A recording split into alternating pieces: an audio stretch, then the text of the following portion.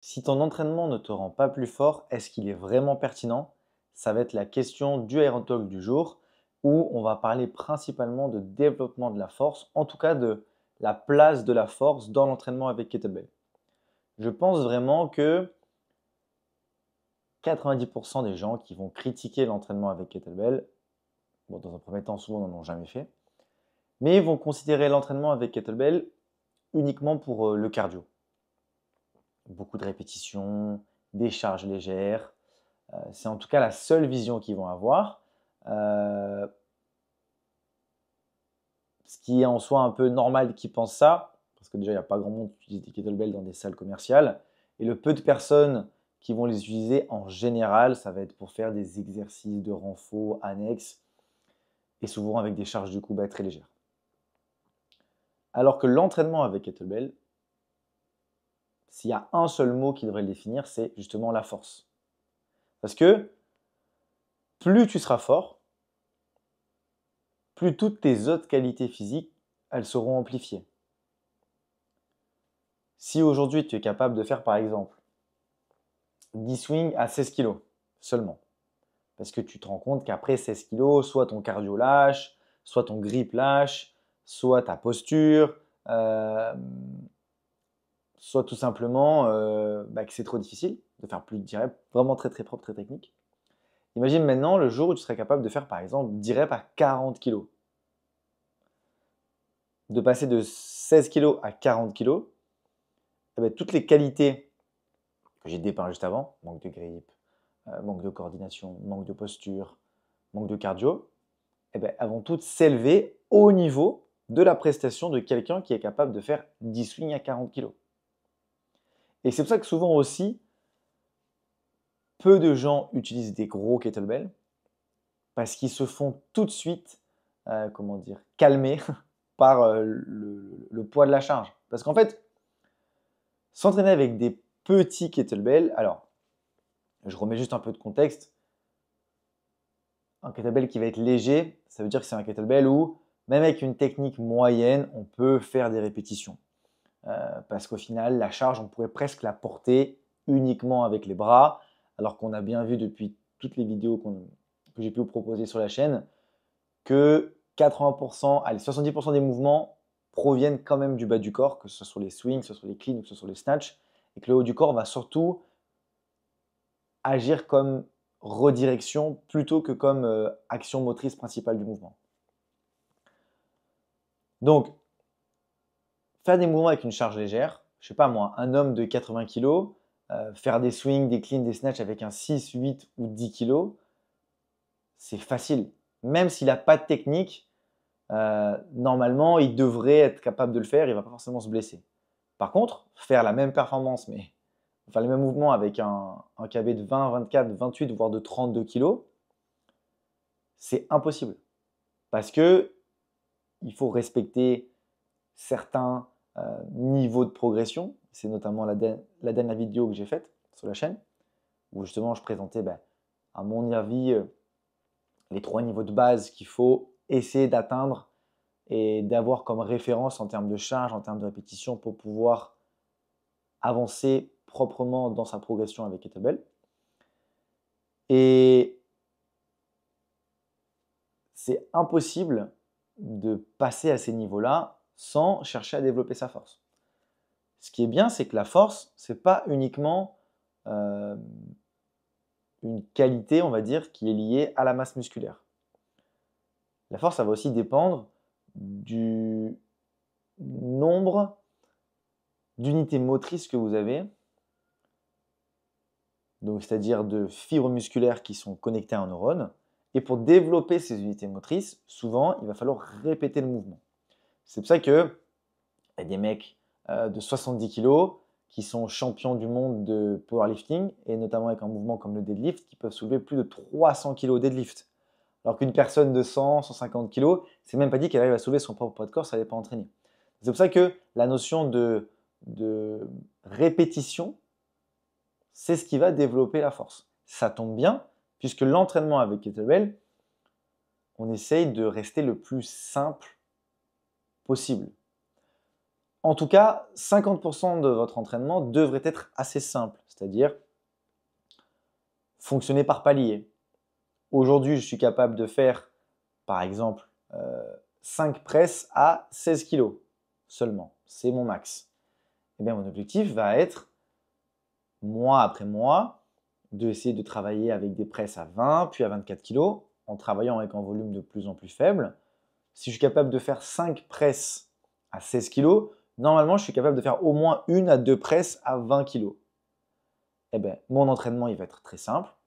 1 à 2 presses à droite, 1 à 2 presses à gauche. Je récupère 1 minute, 2 minutes et je vais faire 5-10 séries. La semaine d'après, je vais essayer de passer de 1 rep peut-être à 2 reps. Une fois que c'est validé, après 3 reps, etc., etc.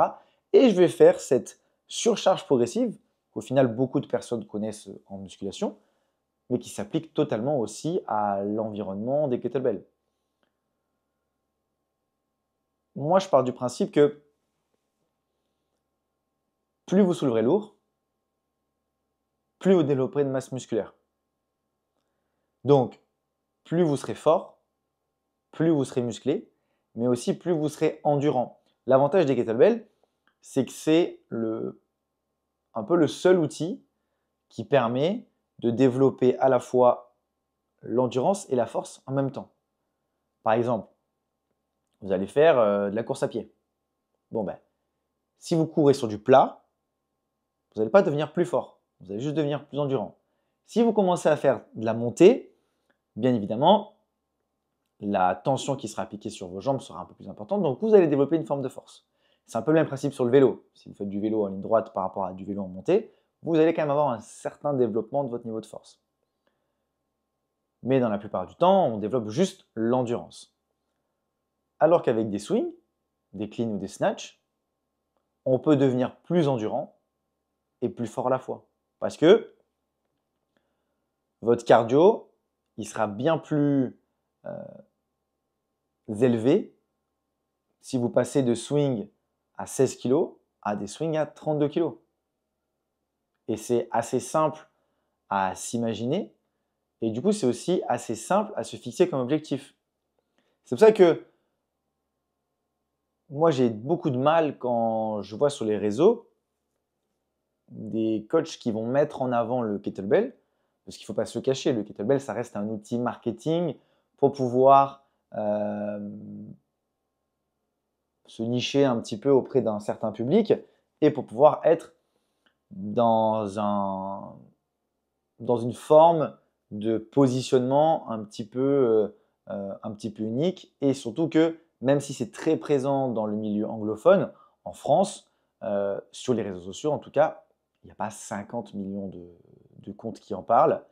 Et le problème, c'est qu'une grande partie de ceux qui en parlent, pour moi, techniquement et en termes de charge, ils ne sont pas au niveau. Ils ne sont pas forcément au niveau pour plusieurs raisons. Déjà, ça se voit qu'ils ne se sont pas forcément formés à l'outil. Moi, j'ai suivi la formation Strong First de niveau 1. Pour vous donner un ordre d'idée, pour pouvoir valider du coup, le diplôme de Strong First, la formation elle dure 3 jours. Donc pendant 3 jours, c'est dans une box de CrossFit à Paris. Ça se fait au mois de mars. Il fait quand même assez froid. On doit être pieds nus ou en chaussettes, en short. Enfin, les conditions sont quand même assez dures. Vu que Strong First, c'est une école de façon qui vient de Russie. Donc naturellement, il y a un côté un peu militaire pendant la certification. Et c'est ce qui plaît un peu à tout le monde. Et en gros, pour valider le diplôme officiel, qui dure que 2 ans, en tout cas pour être affilié avec Strong First, ça dure que 2 ans. D'ailleurs, moi, l'année prochaine, je vais sûrement devoir recertifier, parce que ça fera 3 ans. Il faut faire un Turkish Get-Up à gauche et à droite. Je vais donner juste les catés de poids moyennes. Okay, 24, pour tous les exercices que je vais vous donner, c'est 24 kg pour les hommes en général et entre 12 et 16 kg pour les femmes. Il y a une plus grosse disparité au niveau des femmes. Par contre, les hommes, on va dire en gros, à partir de 69 kg et jusqu'à 95 kg, c'est un kettlebell de 24. En dessous de 69, c'est un kettlebell de 20. Au-dessus de 95, c'est un kettlebell de 28. Et moi, quand j'ai fait ma certification, je l'ai passé à 71 kg. Donc, bien évidemment, mon niveau de force à 71 kg, par rapport à des camarades qui étaient à 90 kg, sur le papier est bien plus élevé. En tout cas, c'est bien plus difficile pour moi qui a un poids de corps un peu plus faible. Donc, c'était un Turkish Get-Up à gauche et à droite, parfait. 10 swings à un bras, 10 swings à un bras à gauche, 10 swings à un bras à droite. 5 presses strictes. 5 reps en double front squat avec une pause en bas. 5 double clean sans aucun mouvement, au niveau du KB qui tape, enfin bref, avec vraiment une décélération complète du mouvement. 5 snatch à droite et à gauche. Et bien évidemment, le plus difficile, 100 snatch en moins de 5 minutes. 50 à droite, 50 à gauche, bien évidemment avec le kettlebell de 24 kg. Et on a seulement droit à 3 no-reps. Et les no-reps, ça va très très vite avec l'école Strong First. Il suffit de le monter, de devoir faire un clean press plus ou moins parce qu'il y a de la fatigue, c'est no-reps. Et bien évidemment, on passe les examens le 3e jour, l'après-midi. Donc on a fait 2 jours complets de travail technique, on a revu tous les mouvements. C'est environ 500 à 800 reps par jour, de 9h du matin jusqu'à 17h, le vendredi, le samedi. Le dimanche matin, practice. Et juste avant de manger ou après manger, je ne sais plus, on a les tests. Et en général, le taux de réussite le jour J est inférieur à 40%. Nous, on était, je crois, 45 instructeurs. On était seulement 19 à l'avoir eu sur le moment dans ma promo. Et après, les instructeurs ont 3 mois pour envoyer des vidéos sur certains mouvements où ils n'auraient pas validé pendant la certification. Et en gros, de passer par cette étape chez Strong First, je ne dis pas qu'il faudrait que tout le monde soit instructeur Strong First pour parler du KB. Ce n'est pas forcément le but. Mais l'objectif, c'est d'avoir des références en termes de mouvement, en termes de standards. Et c'est le seul moyen pour moi, ces standards-là, d'amener des clients à progresser de la bonne façon. Parce que, par exemple, chez Strong First, sur le Turkish Get-Up, on va avoir 10 points de standard. Position de la main, position du regard, position des épaules. Et du coup, quand on travaille avec des clients, c'est assez simple de les guider vers la perfection de leur mouvement parce qu'on sait où regarder. Et ça se voit tout de suite quand un coach sur les réseaux va utiliser les KB seulement comme outil marketing, c'est-à-dire que ça se voit qu'il ne s'est pas forcément entraîné avec. Il va faire des démonstrations d'exercices, je suis désolé, avec des poids de 12 ou de 16 kg. Moi, le kettlebell de 12 ou de 16, je pourrais peut-être faire 100 répétitions, 150 répétitions non-stop, tellement c'est léger, parce que je m'entraîne avec du 24, du 28, du 32, du 40 kg. Et c'est aussi pour ça que j'ai un physique que je n'ai pas créé seulement avec des kettlebells, mais que j'arrive à maintenir par rapport à un volume d'entraînement à l'époque où j'allais peut-être faire 5 à 6 séances de CrossFit de 2 heures par semaine, à maintenant seulement 3 à 4 séances de 45 minutes, parce que les kettlebells, si on cherche à développer la force, on va avoir un développement, on va dire, ultra optimisé de certaines qualités physiques sans avoir vraiment à les chercher. Parce que plus je fais lourd, comme on a vu, que la force c'est un peu la base de tout, ben ça va quand même progresser un peu partout. C'est pour ça que il faut vraiment vous garder en tête d'avoir cette envie de devenir plus fort et de ne pas être là, ah oui, mais non, mais je peux pas, je suis limité parce qu'un kettlebell ça coûte trop cher. Si acheter un kettlebell à 100 euros ça coûte trop cher, bah, l'entraînement avec les kettlebells sur le long terme, ben, vous allez stagner. Et c'est parce qu'on veut toujours avoir un nouvel objectif en tête qu'on peut rester motivé sur le long terme. Parce que la stagnation, ça va vous amener de la frustration. Parce que vous allez vous dire, bon, ben là, j'arrive pas trop à progresser. Je fais beaucoup de reps, beaucoup de séries, mais je ne progresse pas. Mais c'est parce que vous faites pas de développement de la force. Et si vous voulez, pour que ce soit très simple, pour vous garder en tête, la force, ça se développe entre 1 et 5 répétitions. Avec les kettlebells, on va essayer de devenir plus fort sur des mouvements, moi, que je considère de grind. Donc, front squat, press, Turkish Get-Up. C'est les 3 premiers, on va chercher vraiment à développer de la force. Le Turkish Get-Up, on ne peut pas vraiment le travailler comme un press où on va faire plusieurs reps. Parce que le temps sous tension d'un Turkish Get-Up est assez important. Donc, si on en fait 2, si on en fait 3, on va vite être limité. Par contre, le Turkish Get-Up, on peut travailler en faisant des semi-techniques. Par exemple, souvent le premier facteur limitant sur un Turkish Get Up pour devenir plus fort, c'est le roll to elbow, c'est le passage où on monte sur le coude, ou c'est la phase de fente. Eh ben, on peut isoler ces mouvements-là pour devenir plus fort après sur le mouvement complet. Sur le press et sur les squats, je fais un test. Quel est mon 5 répétitions max? Bon, ben, mon 5 reps max sur le press, c'est 20 kg. OK. On va partir sur un format en EMOM et on va faire une répétition par minute pendant 10 minutes. Une à droite, une à gauche. Première semaine. Du coup, avec une charge supérieure, par exemple le 24 kg. Parce que si je suis capable de faire 5 reps à 20 kg, normalement, je suis capable de faire au moins une rep à 20 kg. Mon EMOM de 10 minutes est validé. Semaine d'après, j'alterne. Une fois, je fais une rep, une fois, je fais 2 reps. C'est validé. Après, je passe à 2 reps. Après, je passe à 2 reps, 3 reps, etc. Vous avez compris. Jusqu'à potentiellement arriver jusqu'à 3 reps par minute. Si en début de programmation, vous pouvez faire seulement une rep par minute et vous êtes passé à 3 reps par minute, normalement, vous devriez être capable de faire 5 répétitions enchaînées avec la nouvelle charge. Donc, vous êtes passé de 5 reps max à 20 kg à 5 reps max à 24 kg. Et ça, vous pouvez recommencer ce cycle à l'infini. Il suffit juste d'avoir à chaque fois un kettlebell un peu plus lourd. Ce principe peut aussi s'appliquer au swing, au clean et au snatch. Juste que le volume va être un peu plus élevé et on va partir sur un 15 RM, donc 15 répétitions. À partir de 15 répétitions, avec une charge max, la technique se dégrade. Donc, c'est ça qu'on va garder en tête. Et on va démarrer avec 5 reps par minute. 5 à droite, 5 à gauche. Et on va essayer d'augmenter, même principe, d'une rep par minute, par semaine, jusqu'à arriver potentiellement à 10 reps par minute. Et d'avoir ce développement on va dire en pyramide. Je monte, je redescends, j'augmente la charge, je redescends, je remonte la charge, je redescends.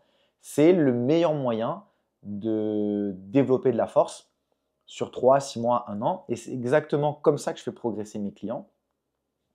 Du moins, ils passent tous par une phase de fondation pour apprendre bien les mouvements. Et après, dans différentes phases d'entraînement, il y a une sorte de progression imposée. Et c'est pour ça qu'en début de programme, ils font des swings à 16 et ils terminent avec des swings à 32. Donc, gardez bien ça en tête. Les kettlebells, c'est pour la force avant tout. Et c'est ça qui déterminera toutes les autres avancées de votre entraînement. Plus vous serez fort, plus vous serez endurant, plus vous serez musclé. Donc, arrêtez d'utiliser des kettlebells de 8, 10 ou 12 kg si vous êtes des hommes. Et même les femmes, challengez-vous, passez un cap. Je sais que souvent les femmes, vous avez des barrières psychologiques naturelles. Et j'ai accompagné des centaines de personnes en coaching privé. Donc, je les ai vues, ce n'est pas que à distance. Forcez-vous à passer ces barrières parce que vous êtes bien plus forte que ce que vous pensez. Et j'ai des clientes qui sont bien plus fortes que des hommes aussi. J'ai une cliente qui est passée de aucun swing à 12 kg à un bras à finir le programme avec des swings à un bras à 24 kg. Elle n'était pas débutante dans l'entraînement en général, elle a déjà fait de la muscu, mais il faut dire qu'elle s'est juste challengée, toujours plus lourd. À chaque séance, elle s'est dépassée. Et c'est le même principe pour vous les hommes. Ne restez pas dans votre zone de confort, cherchez toujours à soulever un peu plus lourd.